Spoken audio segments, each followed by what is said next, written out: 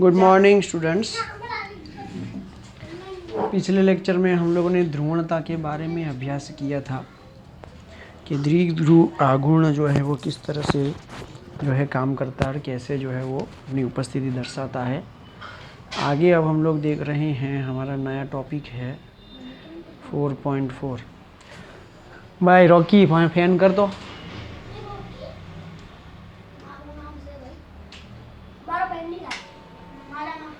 संयोजकता कोश इलेक्ट्रॉन युग्म प्रतिकर्षण सिद्धांत, इसको इंग्लिश में कहते हैं valence shell electron pair repulsion. मतलब कि संयोजकता कोश में रहे हुए इलेक्ट्रॉन युग्मों के बीच में प्रतिकर्षण होता है। जैसे पहले बताया गया है कि ल्यूइस अवधारणा अणुओं की आकृति की व्याख्या में असमर्थ है। मतलब कि ल्यूइस बिंदुओं से हम लोग उसका स्थायित्व बता सकते हैं कि भाई ये अणु स्थायी होगा कि नहीं, अष्टक रचना वो पूर्ण कर देगा तो स्थायी है वरना नहीं है, लेकिन वो अणुओं की आकृति के बारे में कोई जानकारी नहीं देता। इसको शॉर्ट में कहते हैं VSEPR सिद्धांत।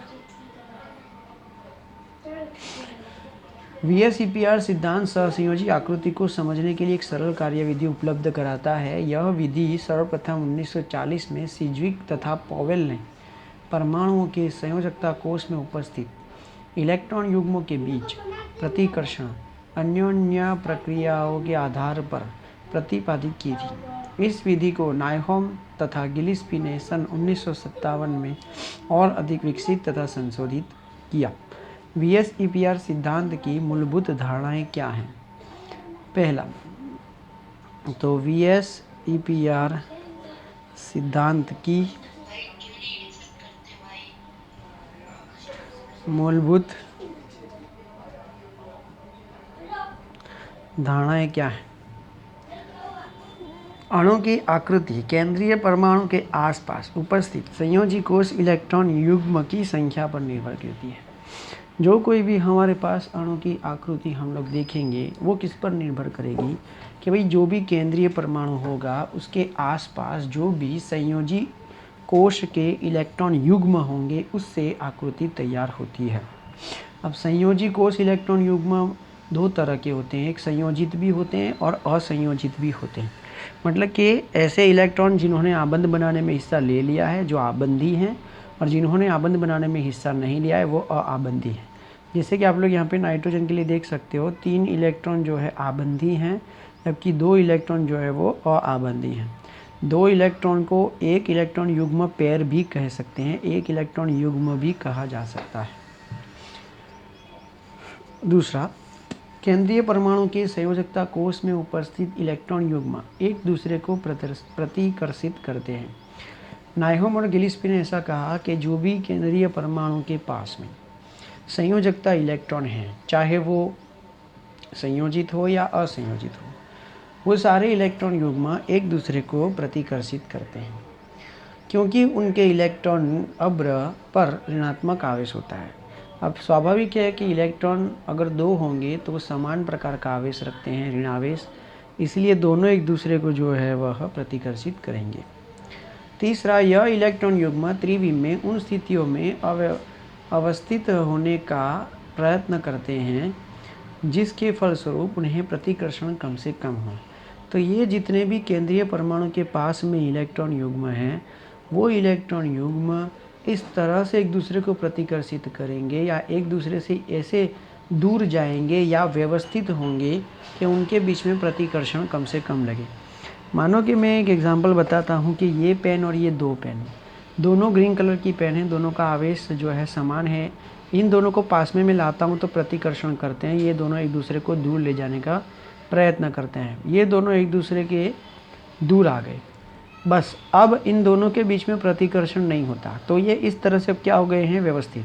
अब आप लोग इनको पास में लाने का प्रयत्न करोगे तो भी ये क्या करेंगे, दूर जाएंगे और व्यवस्थित हो जाएंगे, और इस तरह से व्यवस्थित होंगे कि उन दोनों का प्रतिकर्षण क्या हो जाएगा, दूर जाने पर प्रतिकर्षण कम हो जाएगा। पास में होंगे प्रतिकर्षण ज़्यादा होगा, दूर जाएंगे तो धीमे धीमे प्रतिकर्षण क्या हो जाएगा, कम हो जाएगा। इसलिए अब वो एक दूसरे के और दूर जा पाएंगे नहीं। इस स्थिति में उनके मध्य अधिकतम दूरी हो जाती है, ठीक है ना। तो इन दोनों के बीच में जो है वो दूरी बन चुकी है। संयोजकता कोष को एक गोले के रूप में माना जाता है तथा इलेक्ट्रॉन युग्म गोलीय सतह पर एक दूसरे से अधिकतम दूरी पर स्थित होते हैं। तो ये इलेक्ट्रॉन एक दूसरे से दूर हैं, ठीक है ना, तो ये इनकी अधिकतम दूरी है। अब ये और दूर जा पाएंगे नहीं, इन दोनों को दूर करने वाली शक्ति प्रतिकर्षण इतनी ही थी, ठीक है। अब जो संयोजकता कोष होता है वो गोला होता है, और इलेक्ट्रॉन युग्म जो होता है ना वो गोले के सतह के ऊपर एक दूसरे से हमेशा अधिकतम दूरी पर रहते हैं। बहुआबंध को एक एकल इलेक्ट्रॉन युग्म के रूप में तथा इस बहुआबंध के 2 या 3 इलेक्ट्रॉन युग्मों को एकल सुपर युग्म समझा जाता है, ठीक है ना। तो अगर एक एकल इलेक्ट्रॉन युग्म होगा तो बहुआबंध को एक एकल इलेक्ट्रॉन युग्म के रूप में तथा इस बहुआबंध के 2 या 3 इलेक्ट्रॉन युग्म होंगे तो उन्हें एकल सुपर युग्म कहा जाएगा। एकल इलेक्ट्रॉन युग्म और उससे अधिक 2 या 3 हुए तो एकल सुपर युग्म कहा जाएगा। यदि अणु को 2 या अधिक अनुनाद संरचनाओं द्वारा दर्शाया जा सके तो इस स्थिति में VSEPR मॉडल इसी प्रत्येक संरचना पर लागू पड़ेगा। अगर हम लोग कोई भी अणु संरचना देते हैं और अनुनाद संरचनाएं एक से अधिक हमको प्राप्त होती हैं, ये बात तो तय है, तो प्रत्येक अनुनाद संरचनाओं के लिए हम लोग ये सिद्धांत लागू कर सकते हैं। अब VSEPR सिद्धांत के अंदर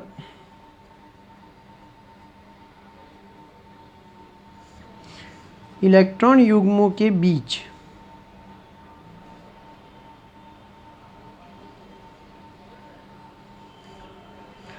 प्रतिकर्षण अन्योन्य क्रिया होती है। ये क्रियाएं निम्नलिखित क्रम में घटती हैं।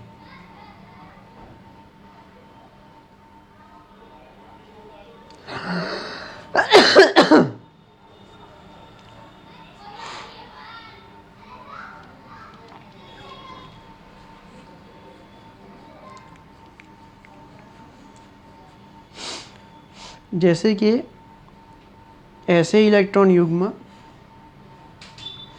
जिन्होंने आबंध में हिस्सा नहीं लिया है उन्हें हम लोग कहते हैं एकाकी युग्म। एकाकी युग्म इंग्लिश में उन्हें कहा जाता है लॉन पेयर। लॉन पेयर, ठीक है। जब एकाकी युग्म अर्थात ऐसे इलेक्ट्रॉन युग्म कि जो आबंध में हिस्सा लिए हुए नहीं हैं, परमाणु पर आपको खुले दिखते हैं, उनके बीच प्रतिकर्षण, उन दोनों के बीच में प्रतिकर्षण सबसे अधिक होता है। उसके बाद एकाकी युग्म और आबंध में रहे हुए इलेक्ट्रॉन युग्म जिन्हें आबंधी युग्म कहते हैं, उनका प्रतिकर्षण होता है लेकिन इससे कम होता है। तो ये है लॉन पेयर और ये है बॉन्डिंग पेयर। ये अकेले जो आबंध बनाने में हिस्सा नहीं लिए, और ये बॉन्डिंग पेयर है, ठीक है। टेक्स्ट बुक में पेंटिंग मिस्टेक है, सुधार देना। जो आबंध में बनाने में हिस्सा ले चुके हैं, जैसे कि ये बॉन्डिंग पेयर, ये भी बॉन्डिंग पेयर है, ये भी बॉन्डिंग पेयर है, ये भी बॉन्डिंग पेयर है, लेकिन ये है लॉन पेयर। तो इनके बीच में क्या होगा, प्रतिकर्षण होगा, लेकिन इससे कम होगा। अब आगे है लास्ट आबंधी युग्म। आबंधी युग्म ये है बॉन्डिंग पेयर और ये है बॉन्डिंग पेयर। जैसे कि ये बॉन्डिंग पेयर और ये बॉन्डिंग पेयर, तो सबसे कम जो प्रतिकर्षण होता है ना वो आबंधी इलेक्ट्रॉनों के बीच में होता है। तो सबसे ज़्यादा किस में होता है, जो इलेक्ट्रॉन युग्म खुले हुए होते हैं। इसको जो है हम लोग आगे चित्र में बताएंगे, मैं आप लोगों को समझाऊंगा। नायहोम और गिलिस्पी ने इलेक्ट्रॉनों के एकाकी युग्मों तथा आबंधी युग्मों, एकाकी युग्म मतलब जिन्होंने आबंध में हिस्सा नहीं लिया, और आबंधी युग्म मतलब कि जिन्होंने आबंध बनाने में हिस्सा ले लिया है, उनके महत्वपूर्ण अंतरों की व्याख्या करते हुए VSEPR मॉडल में सुधार किया। एकाकी इलेक्ट्रॉन युग्म केंद्रीय परमाणु पर स्थानागत होते हैं, जबकि प्रत्येक आबंदी युग्म दो परमाणु के बीच सहभाजित होते हैं। ठीक है, ये रहा। तो ये है एकाकी इलेक्ट्रॉन युग्म जो केंद्रीय परमाणु के ऊपर स्थित है। ठीक है, लेकिन आबंदी युग्म जो हैं वो दोनों परमाणुओं के बीच में सहभाजित होते हैं, nitrogen fluorine, nitrogen fluorine, nitrogen fluorine. अतः किसी अणु में आबंदी इलेक्ट्रॉन युग्म की अपेक्षा एकाकी युग्म अधिक स्थान घेरते हैं, क्योंकि वो उनके बीच में क्या होता है, प्रतिकर्षण ज़्यादा होता है। प्रतिकर्षण ज़्यादा होने की वजह से वो हमेशा दूसरों को वो क्या करेंगे, भाई दूर रहो दूर रहो, ठीक है ना। वो हमेशा दूसरों को क्या करेंगे, दूर करते रहेंगे, हमको अकेले रहने दो, इसलिए वो हमेशा ज़्यादा जगह रुकते हैं। इसके फलस्वरूप एकाकी इलेक्ट्रॉन युग्मों के बीच एकाकी युग्म आबंदी युग्म तथा आबंदी युग्म और आबंदी युग्मों की अपेक्षा अधिक प्रतिकर्षण होता है। इन प्रतिकर्षण प्रभाव के कारण अणु की संभावित आकृति में भिन्नता हो जाती है तथा अणु के आबंध कोणों में भी अंतर आ जाता है। तो जैसे जैसे एकाकी इलेक्ट्रॉन युग्म की संख्या बढ़ती जाएगी वैसे वैसे जो है वहाँ पर अणुओं के आकार में जो है वो परिवर्तन हो जाता है। हम लोग ऐसा भी कह सकते हैं कि अणु का आकार जो है वो एकाकी इलेक्ट्रॉन युग्मों की वजह से होता है। VSEPR मॉडल की सहायता से अणुओं की ज्यामितीय आकृतियों का पूर्वानुमान लगाने के लिए अणुओं को दो श्रेणी में बांटा जाता है। वे अणु जिनके केंद्रीय परमाणु पर कोई भी एकाकी इलेक्ट्रॉन युग्म उपस्थित नहीं होता, और दूसरा वे अणु जिनके केंद्रीय परमाणु पर एक या एक से अधिक इलेक्ट्रॉन युग्म उपस्थित होते हैं। जैसे नाइट्रोजन पर एक इलेक्ट्रॉन युग्म है जो एकाकी है, जिन्होंने आबंध में हिस्सा लिया नहीं है। जैसे बोरोन है, बोरोन ये ऐसा केंद्रीय परमाणु है जिसके पास एक भी एकाकी इलेक्ट्रॉन युग्म नहीं है। जब इलेक्ट्रॉन युग्म में कहूँ तो समझो कि दो इलेक्ट्रॉन की बात हो रही है। युग्म मतलब दो इलेक्ट्रॉन।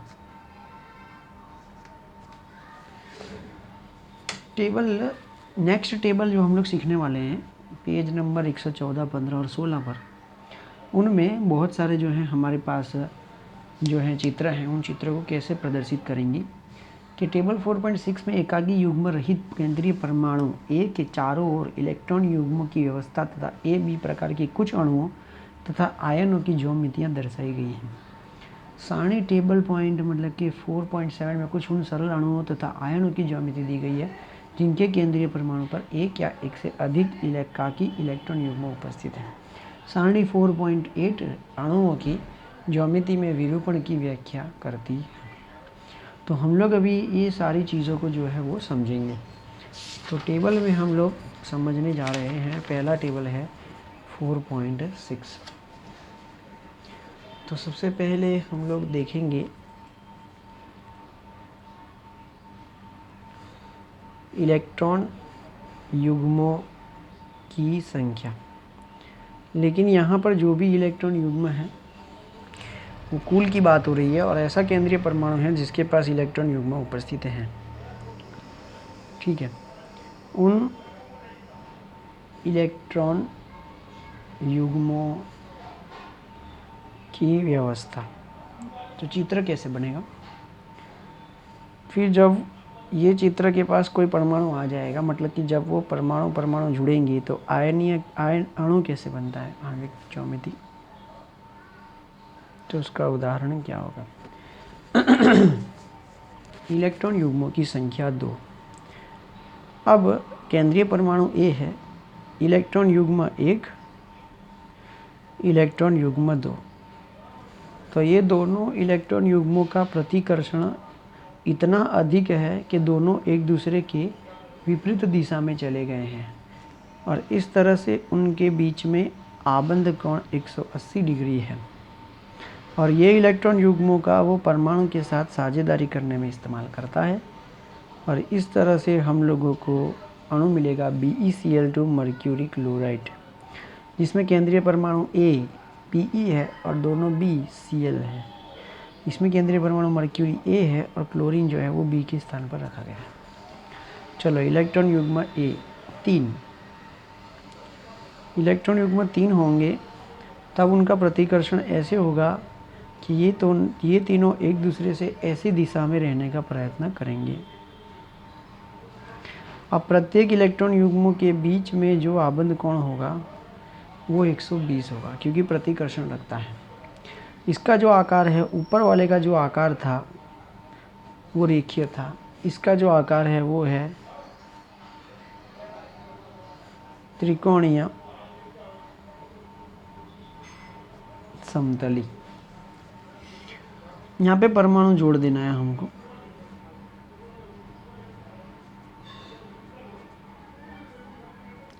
आकार भी त्रिकोण समतली मिलेगा, उसका उदाहरण है BF3।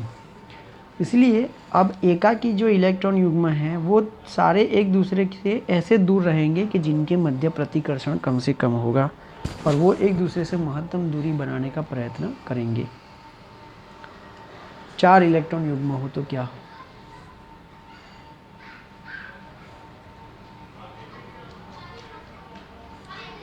चित्र बनाने का जो है स्टाइल समझ लेना।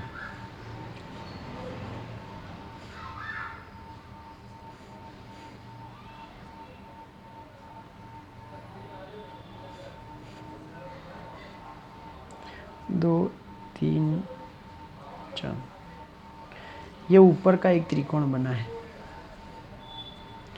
और ये इस तरह से। तो ये सही में बना है चतुष्फलकीय।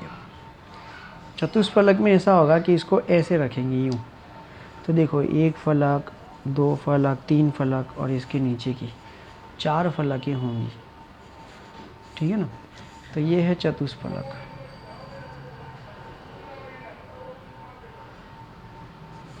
ये चित्र में बार बार नहीं बना रहा हूँ। इसके उदाहरण हैं CH4 NH4+। 5 इलेक्ट्रॉन युग्म हो तो क्या हो? पहले ये लकीर बना ली मैंने।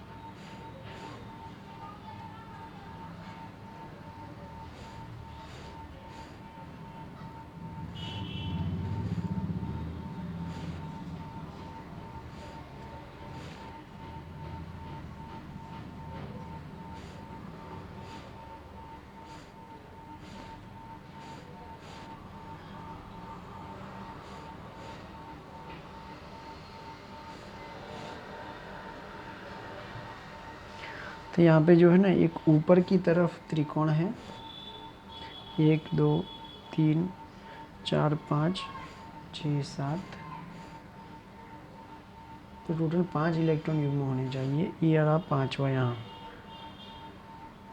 यहाँ पे भी कोण है, ठीक है ना। टेक्स्ट बुक में आपको समझ में आ जाएगा।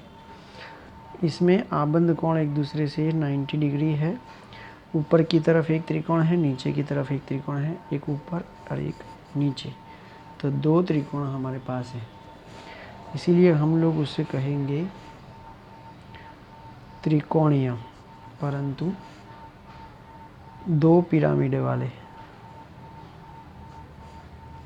त्रिकोणीय द्विपिरामिड।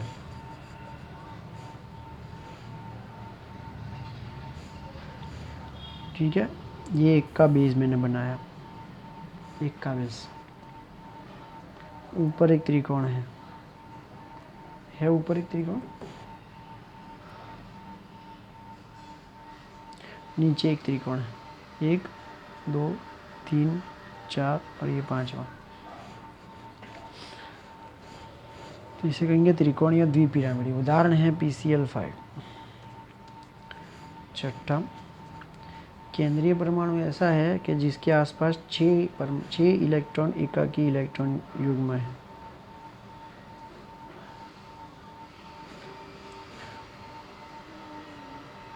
ये हैं 4, 1 2 3 4 3 1 2 2 3 4 5।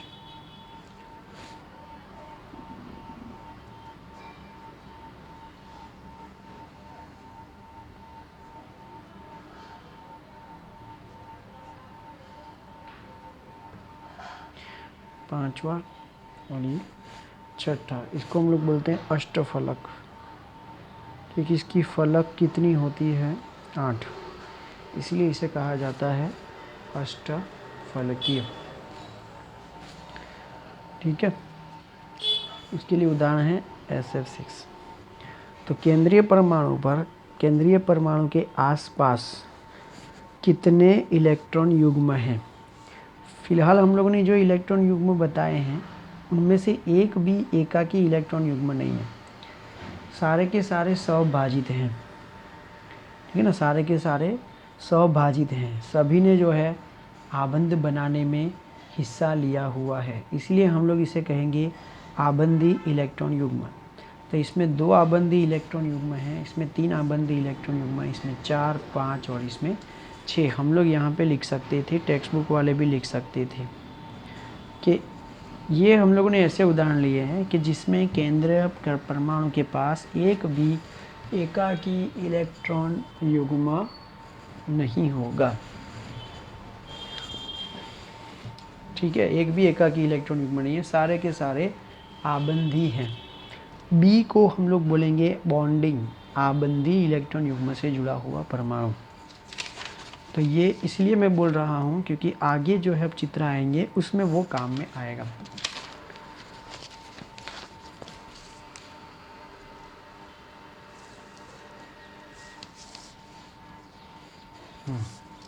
चलो टेबल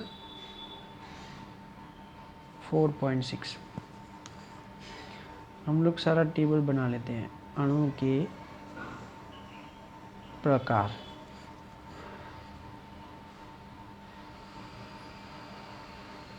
आबंधी युग्मों की संख्या, एकाकी इलेक्ट्रॉन युग्मों की संख्या,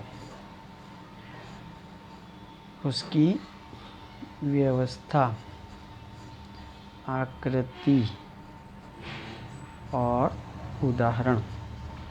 पहला प्रकार है AB2E। अब ये AB2E क्या है? ए केंद्रीय परमाणु है जो एक ही बार होगा। बी वो आबंधी इलेक्ट्रॉन युग्म से जुड़ने वाले परमाणुओं की संख्या है, और ये जो ई है वो एकाकी इलेक्ट्रॉन युग्मों से जुड़ने वाले परमाणु की संख्या, अर्थात जो इलेक्ट्रॉन युग्म आबंध बनाने में हिस्सा नहीं लेते हैं, ऐसे एकाकी इलेक्ट्रॉन युग्मों की संख्या है। तो आबंधी युग्मों की संख्या कितनी? 2। यहाँ पर कुछ नहीं लिखा है, इसलिए आबंधी एकाकी इलेक्ट्रॉन युग्मों की संख्या कितनी? 1। तो फिर इसकी व्यवस्था कैसे होगी? तो इसकी व्यवस्था ऐसे होगी, आबंधी इलेक्ट्रॉन युग्म 2 है और एकाकी इलेक्ट्रॉन युग्म 1 ही है। इसका चित्र हम लोगों को यहाँ पर देखने को मिलता है, ये रहा।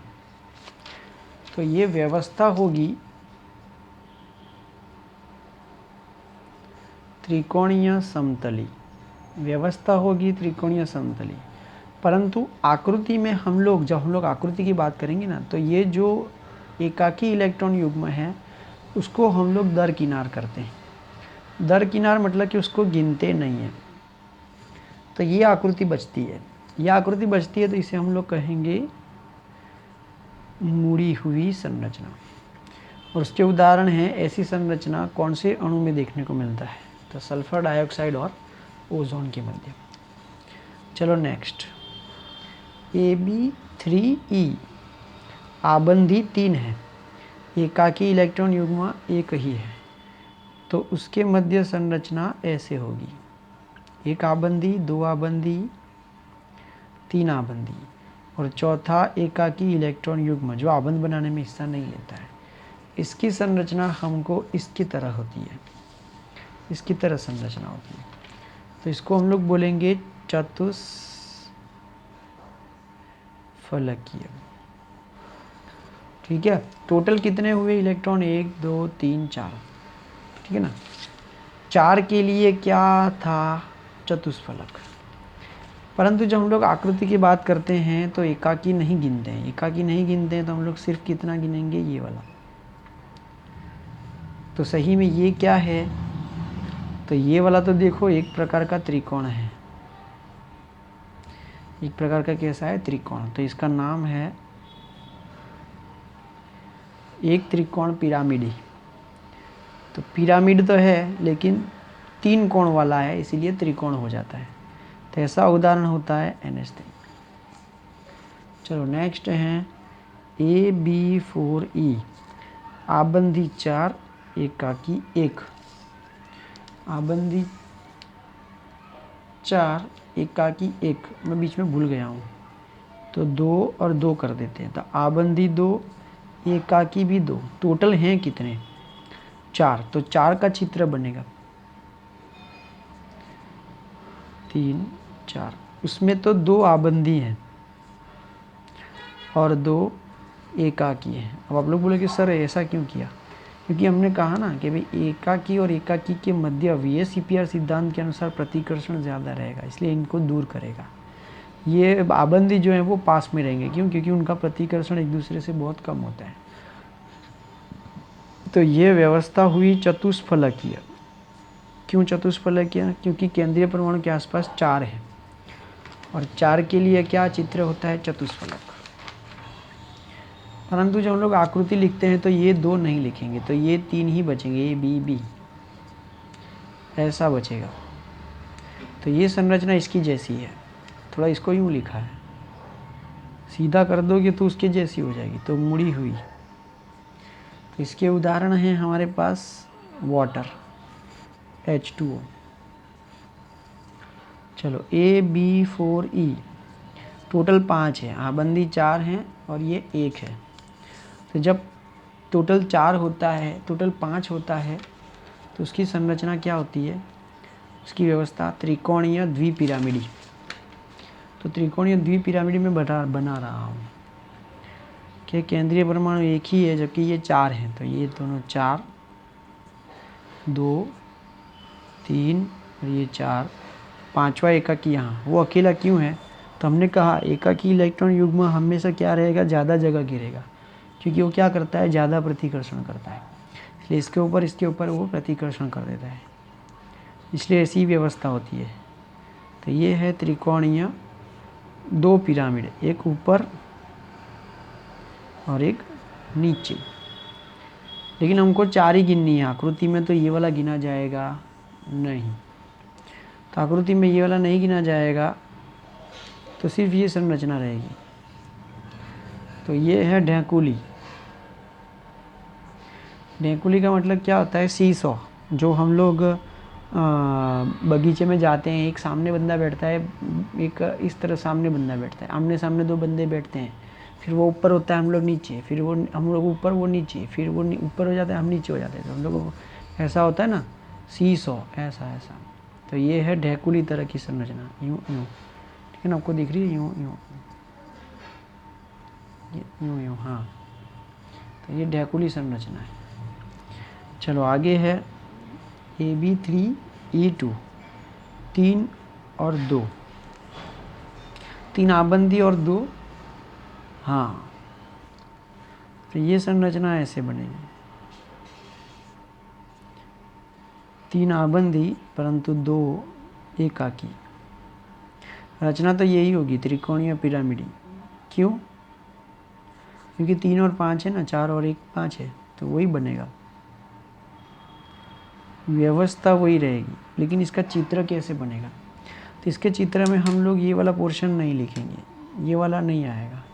तो ये T है इंग्लिश का, मेरी तरफ से ऐसे देखेंगे ना यूँ, तो T नज़र आ रहा है, तो ये है T आकृति। चलो ढेकू के लिए उदाहरण है SF4 और इसके लिए उदाहरण है ClF3। बोले समझ में आया। चलो अब देखते हैं हम लोग AB5E, आबंदी 5 एकाकी 1, 5 और 1 6, 6 के लिए अष्टफलक होता है, 1 2 3 4, लेकिन B कितनी बार है, 5, तो 5वां ऊपर और एकाकी 6ठा नीचे, तो ये है अष्टफलकीय।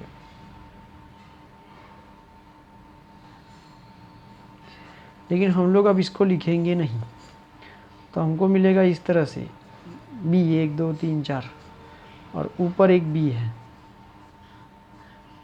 हमको पिरामिड मिलेगा। लेकिन उसका तल जो है वो त्रिकोण नहीं है, चौरस है, इसलिए उसे हम लोग कहेंगे वर्ग। और ये है पिरामिड, इसलिए इसे कहा जाएगा वर्ग पिरामिड। उदाहरण है BR F5, AB4 E2, 4 और 2, आबंदी 4 और एकाकी 2, टोटल 6। तो ये अष्टफलक ही बनेगा। अष्टफलक ऐसे ही बनता है। ये 4 हैं तो एकाकी एक दूसरे से जो है वो विरुद्ध में रहते हैं, ठीक है। लेकिन अब हम लोग आकृति में ये दोनों को लिखेंगे नहीं, तो एक यहाँ एक यहाँ एक यहाँ एक यहाँ, तो ये इस तरह से संरचना होगी। तो इसमें ना कोई पिरामिड है, ये है चौरस इसलिए वर्ग, लेकिन ये एक ही समतल है, कोई पिरामिड उपसा हुआ नहीं है, इसलिए वर्ग समतल है। उसका उदाहरण है ज़ेनोन F4। बोलो समझ में आया? चलो नेक्स्ट है टेबल 4.8।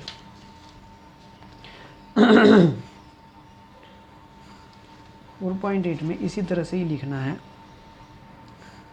AB2E, AB2E नहीं, गलत है।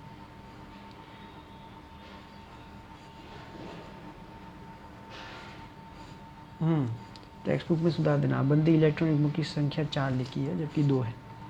तो आबंदी इलेक्ट्रॉन युग्मों की संख्या 2 और एकाकी के लिए 1, टोटल कितनी है 3। तो 3 के लिए क्या बनेगा त्रिकोणीय, ठीक है ना। लेकिन उस एकाकी 1 था, एकाकी जब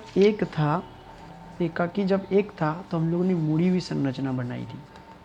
आकृति होगी मुड़ी हुई, तो हम लोग मुड़ी हुई ही बनाएंगे। इसका उदाहरण है SO2, SO1O2। सल्फर बायदम कक्षा में 6 इलेक्ट्रॉन, 6 में से वो 4 की साझेदारी करेगा। ऑक्सीजन भी 2-2 इलेक्ट्रॉन की साझेदारी करेगा, डबल बॉन्ड। इसलिए सल्फर के पास 4 के बाद 2 बचेंगे और ऑक्सीजन 2 की साझेदारी करेगा, उसके बाद उसके 4 बचेंगे। इसका आबंध कोण है 119.5 डिग्री, ठीक है। इसलिए ये संरचना हो गई इसकी